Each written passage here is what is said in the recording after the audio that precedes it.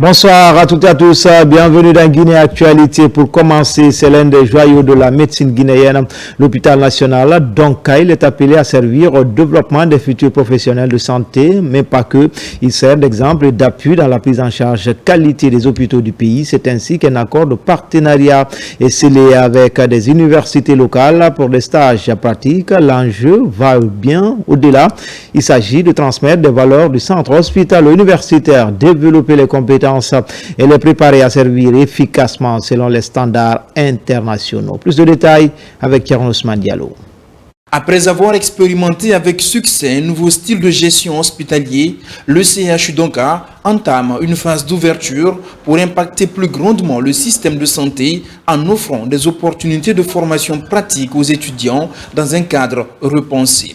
La signature d'un partenariat avec les universités Roi Mohamed VI et Nelson Mandela s'inscrit dans cette approche de développement d'une nouvelle dynamique de coopération avec les établissements qui forment des médecins et infirmiers. Nous ne pouvons que nous réjouir de la qualité de la gestion actuelle de l'hôpital national d'Onka, vu la nouvelle dynamique qu'ils ont introduite au sein de l'hôpital. Ça pourra contenir nos apprenants pour qu'ils puissent s'adapter sur le marché en vue d'être plus compétitifs. Un sentiment de joie, mais aussi de fierté pour nous, pour avoir bénéficié de la confiance de l'administration du CHU de Donka et par rapport à la signature de ce constat. Grâce aux réformes entreprises et au transfert de compétences en cours avec les grands hôpitaux européens et nord-américains, les différents étudiants qui seront reçus bénéficieront d'un encadrement destiné à faire d'eux des acteurs de santé modèles travaillant selon les normes internationales. L'hôpital national d'Onka, elle est très volontaire à une formation de qualité de nos professionnels de santé, nos paramédicaux. Pourquoi? Parce que ce sera les paramédicaux de demain qui prendront en charge et qui donneront des soins à la population. Donc, pour nous, ils doivent maintenir un niveau de qualité selon des normes internationales que nous offrons ici à l'hôpital national d'Onka. Avant ce partenariat avec les universités privées, le CHU d'Onka avait signé un partenariat avec l'université de Conakry, affichant une volonté de contribuer durablement à la formation et à la recherche dans le domaine de la médecine et des soins infirmiers. Et puis cette bonne nouvelle pour les cadres des finances de Kindia, la région est désormais dotée d'un hôtel des finances. L'infrastructure a été inaugurée par le ministre de l'économie et des finances, Mourana Souma. L'idée de rapprocher l'administration des services déconcentrés et renforcer la mobilisation des ressources dans cette région stratégique du pays. Reportage à Kindia, Mamadi Gassama. Après avoir reçu les honneurs dus à leur rang, place à l'inauguration de l'hôtel des finances de la région de Kindia, situé dans le secteur Sabouya sous-préfecture de Frigiagbe. Ces joyaux architectural qui attirent l'attention des passants le long de la route nationale numéro 1 se veut un bâtiment moderne, conforme aux normes d'une administration contemporaine. Ce projet comporte deux grands bâtiments. Nous avons le bloc administratif qui est un bâtiment du type R+2. Ce bloc administratif comporte à son sein 30 bureaux, 3 grandes salles de conférence et 24 cabines de toilettes. C'est cet édifice qui est derrière nous. Aussi, nous avons le logement du trésorier. Financé par le budget national de développement, l'ouvrage accueille désormais les principaux services économiques et financiers de la région, avec pour mission d'optimiser la gestion et la mobilisation des ressources publiques. Cet édifice multidimensionnel va accroître l'efficacité et renforcer la fluidité des services financiers, optimisant le traitement et le suivi des dossiers financiers. Ce projet s'inscrit dans une vision gouvernementale, celle de moderniser l'écosystème architectural dans nos régions, bâti sur une économie plus performante et plus dynamique. C'est en ligne droite de la vision politique et traduite en vision de politique publique de M. le Président dans la vision Simandou 2040 et qui fait la joint venture entre infrastructure et axe 4 qui dit économie, finance et gouvernance dans la globalité. Kindia n'est pas un cas isolé. Les hôtels des finances ont été construits dans chacune des 8 régions administratives du pays afin d'offrir un cadre de travail plus adapté aux agents des services publics au niveau déconcentré. Le Centre guinéen de formation et d'éducation pour le développement lance un programme de formation des femmes dans la ville de Conakry pour s'assurer du bon déroulement des cours. Une mission de vérification sillonne actuellement les différentes communes de la capitale, notamment Kaloum et Kabele. Sur le place, le constat est encourageant. Nabi Kamara.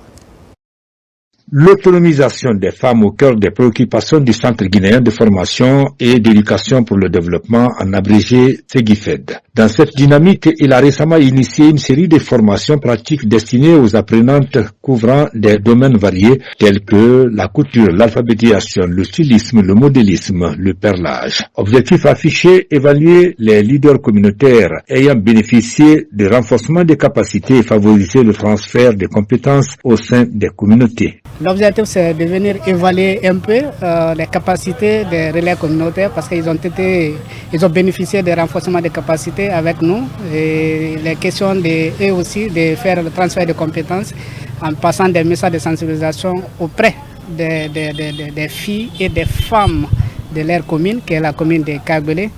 Donc la visite d'aujourd'hui, c'est une satisfaction pour nous tous parce qu'on a tout de suite assisté à une causerie éducative qui a été très participative de la part de l'ensemble des participantes qui étaient là.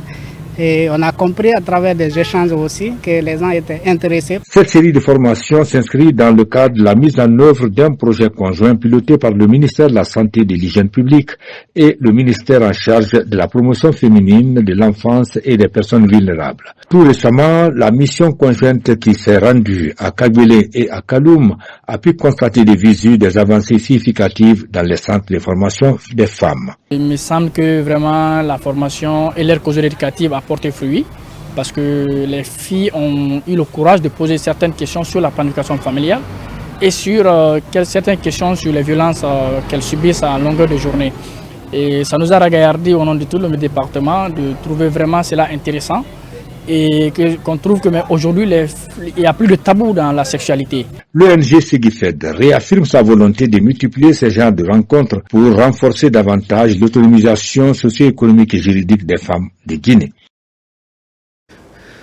Le centre de santé urbain de Daloba Sékou de Kanka récompensé d'une 2e étoile d'or pour avoir réussi à améliorer la qualité des services de prévention de la transmission du VIH et de l'hépatite de la mère à l'enfant. Objectif affiché des initiateurs, intensifier la croisade contre la mortalité maternelle et néonatale au sein des structures sanitaires du pays. Jipaego accompagne le processus. RTG Kanka, Chamokaba. Au quartier Bricterie ici à Kankan, le centre de santé urbain d'Aloba Sékou accueille le marathon de l'excellence sanitaire pour une journée de célébration du mérite. La structure reçoit sa 2e étoile d'or pour avoir amélioré la qualité des services de prévention et de prise en charge de la transmission du VIH et l'hépatite de la mère à l'enfant. Nous sommes très satisfaits pour avoir cette étoile, même les kits matériels. Les choses seront utilisées à bon escient pour la prise en charge de nos femmes. La maintenue de la PCI et l'utilisation continue des standards de performance sera une continuité dans notre structure de santé pour la pérennisation des acquis de SBMR.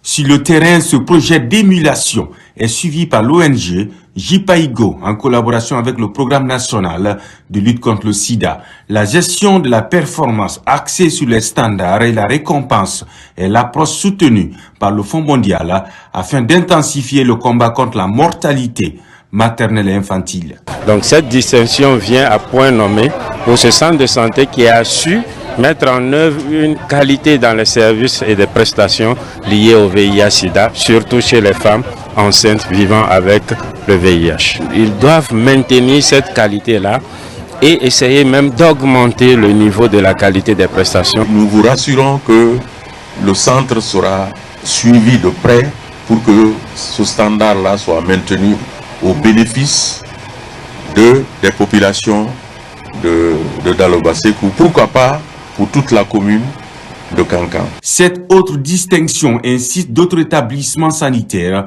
à emboîter le pas pour accomplir des progrès dans la performance et la qualité des services, en remettant ces équipements et autres consommables à la disposition du centre de santé urbain d'Alobasekou. Jipaigo encourage le personnel soignant pour réduire la transmission du VIH et l'hépatite de la mère à l'enfant. Enfin, à Mamou, les autorités locales et services de défense et de sécurité ainsi que les autorités judiciaires ont procédé récemment à l'incinération de 1200 kg de chanvre indien et 450 cartons de produits pharmaceutiques hors normes. Cette opération a été rendue possible lors d'une patrouille mixte dans certaines localités situées à la frontière entre la Guinée et ses pays voisins. RTG Mamou, Mamadou Patibali. Depuis quelques mois, les services de sécurité et de défense ont déclenché une vaste opération de démantèlement des réseaux de bandits de grands chemins et leurs complices et des vendeurs et consommateurs de drogue et de stupéfiants dans la région. Cette opération mixte a permis à la saisie d'une importante quantité de chanvre indien et de produits pharmaceutiques impropres à la consommation. Nous sommes donnés comme politique pénale de faire de la lutte contre la consommation de la drogue et la commercialisation des produits, nos priorités. Une enquête est déjà ouverte depuis très longtemps. Nous sommes en train de rechercher les personnes qui sont impliquées dans la commission de ces infractions, c'est-à-dire le transport du chanvre indien à Mamou et également le transport des produits impropres à la consommation. En provenance de certaines localités situées à la frontière entre la Guinée et certains pays voisins, ces 1200 kg de chanvre indien et ces 450 cartons de produits pharmaceutiques hors normes ont été saisis pendant qu'ils étaient prêts à être livrés aux vendeurs et aux consommateurs. À la population, c'est vraiment continuer à aller acheter les médicaments dans les structures de santé, dans les pharmacies agréées.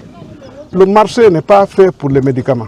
Mais si on va au marché pour acheter un médicament ou en brousse pour acheter un médicament, ce n'est pas un médicament qu'on est en train de prendre, c'est un poison. Pour nous, vraiment, il s'agit de saisir ces opportunités et continuer à déceler de tels produits dans la société pour que notre jeunesse puisse vivre dans la santé. C'est donc à Donkiwal, lieu habituel situé à 2 km du centre-ville, que les autorités locales ont choisi pour procéder à l'incinération de ces produits nuisibles à la santé des populations. Pour dénicher les bandits et leurs complices dans la cité et faciliter la libre circulation des personnes et de leurs biens, les services de sécurité et de défense de Mamou en appellent à une franche collaboration avec les citoyens pour que règne la paix et la quiétude sociale dans la cité.